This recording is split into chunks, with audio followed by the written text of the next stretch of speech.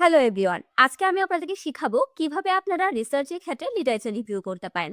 আমরা তো Google scholar, রিসার্চগেট, PubMed বা আইইইই এক্সপ্লোরার থেকে অনেক পেপারই ডাউনলোড করি অ্যান্ড ওয়ান বাই ওয়ান সব পড়তে থাকি।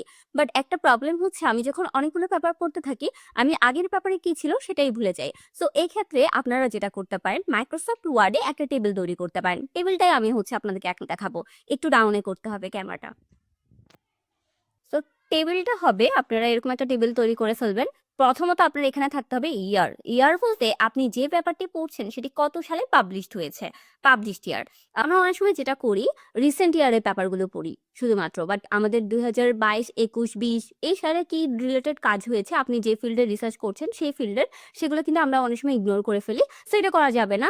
চেষ্টা করতে হবে ওল্ড ভার্সেস রিসেন্ট দুইটারই যাতে একটা সুন্দর কম্বিনেশন থাকে।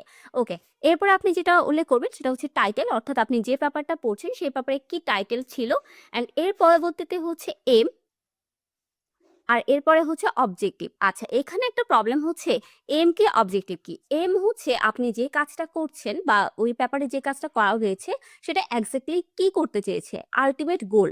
আর অবজেক্টিভ হচ্ছে এই এমটাকে ফিল আপ করার জন্য আপনারা কয়টা অবজেক্টিভ বা কয়টা স্টেপ আপনারা নিচ্ছেন, সেটাই হচ্ছে অবজেক্টিভ। সো এম অবজেক্টিভ লিখলেন। এরপরে আপনারা যেটা উল্লেখ করতে পারেন ম্যাথড, অর্থাৎ আপনার এই পেপারে কি ধরনের ম্যাথড অ্যাপ্লাই হয়েছে। আপনারা যারা এনভায়রনমেন্ট নিয়ে কাজ করছেন তাদের জন্য বলি, আপনারা জানেন AHP একটা খুব ওয়েল নন মেথড। এরপর আছে PCA, অনেক পেপারে AHP ইউজ করে, অনেক পেপারে হচ্ছে PCA ইউজ করে। সো আপনি সেখানে হচ্ছে এই মেথডের নামটা উল্লেখ করেন। এরপর হচ্ছে আপনি এখানে যেটা করতে পারেন, আউটপুট বা রেজাল্ট যেটাকে বলে, অর্থাৎ এই পেপারে আসলে কাজটা কি বের হয়েছে, আউটপুটটা কি সেটা উল্লেখ করতে পারেন।